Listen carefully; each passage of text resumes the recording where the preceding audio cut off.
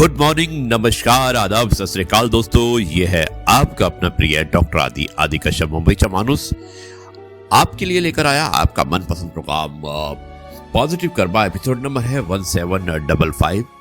और दोस्तों आज की एक विशेष कहानी है जिसका शीर्षक है महानता, और मुझे उम्मीद है कि यह कहानी आपको अवश्य पसंद आएगी। शुरुआत करता हूं इस कहानी की कुछ इस प्रकार और उसके बाद विश्लेषण करेंगे कि यह कहानी आपको कैसी लगी। कहानी का शीर्षक है महानता। भेजने वाली अभिश्री विठरानी। व्यक्ति के अच्छे विचार ही किसी भी व्यक्ति को महान बनाते हैं। इस दुनिया में खुद के भले के लिए तो सब काम करते हैं, किंतु जो दूसरों के भले के लिए काम करे और दूसरों के लिए जिए वही व्यक्ति महान होता है। और इस कहानी में उसी के बारे में बात की गई है। दोस्तों, एक बार एक महान विद्वान से मिलने के लिए एक राजा आए। राजा ने उस विद्वान से पूछा कि क्या इस दुनिया में ऐसा कोई व्यक्ति है जो बहुत महान हो लेकिन उसे दुनिया वाले नहीं जानते हों। विद्वान ने राजा से बड़े ही विनम्र भाव से मुस्कुराते हुए कहा कि हम दुनिया के ज्यादातर महान लोगों को नहीं जानते। दुनिया में ऐसे कई लोग हैं जो महान लोगों से भी कई ज्यादा महान हैं। राजा ने विद्वान से कहा कि ऐसे कैसे संभव हो सकता है। विद्वान ने कहा, मैं आपको ऐसे कई व्यक्तियों से मिलवाऊंगा। विद्वान राजा को लेकर एक गांव की ओर चल पड़े। रास्ते में कुछ दूरी पर पेड़ के नीचे एक बूढ़ा आदमी उनको मिला। उस बूढ़े आदमी के पास पानी का एक घड़ा और कुछ रोटियां थी। विद्वान और राजा ने उससे मांगकर रोटी खाई और पानी भी पिया। जब राजा उस बूढ़े आदमी को रोटी के दाम देने लगा तो वो आदमी बोला, महोदय, मैं कोई दुकानदार नहीं हूं, मैं बस वही कर रहा हूं जो मैं इस उम्र में करने योग्य हूं।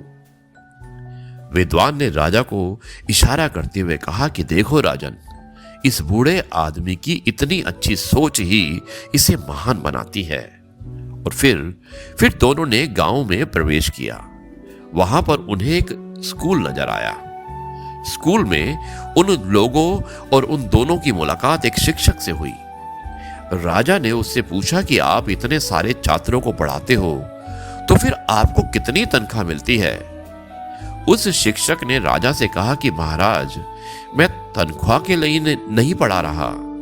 यहां पर कोई शिक्षक नहीं था और विद्यार्थियों का भविष्य दांव पर था। इस कारण मैं उन्हें मुफ्त में शिक्षा देने आ रहा हूं। विद्वान ने राजा से कहा कि महाराज, दूसरों के लिए जीने वाले बहुत ही महान होते हैं। विद्वान की बात राजा अच्छे से समझ गए कि वास्तव में महान लोग कैसे होते हैं।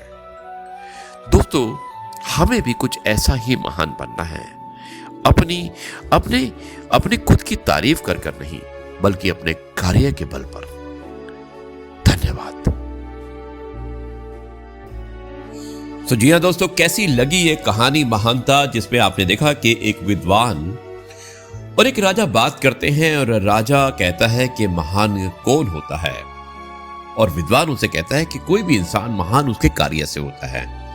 राजा को विश्वास नहीं होता है और विद्वान कहता है कि आप मेरे साथ चलिए, ऐसे मैं आपको बहुत सारे लोग दिखा दूंगा जिन्होंने अच्छे कार्य किए हैं और अपने कार्य की वजह से वो महान है। और दोस्तों, राजा को विद्वान एक गांव में ले जाता है जहां पे कि वहां पे देखते हैं कि एक पेड़ के नीचे एक बूढ़ा बैठा होता है और उसके पास कुछ रोटियां और कुछ पानी होता है।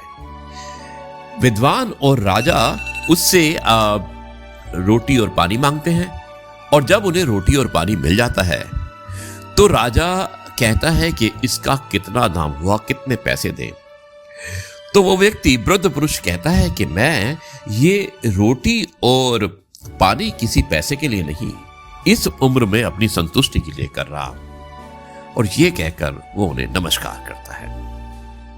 विद्वान कहता है कि देखा राजा, ये पैसों के लिए नहीं, लेकिन ये सिर्फ महान व्यक्ति है, अपनी संतुष्टि के लिए काम कर रहा है।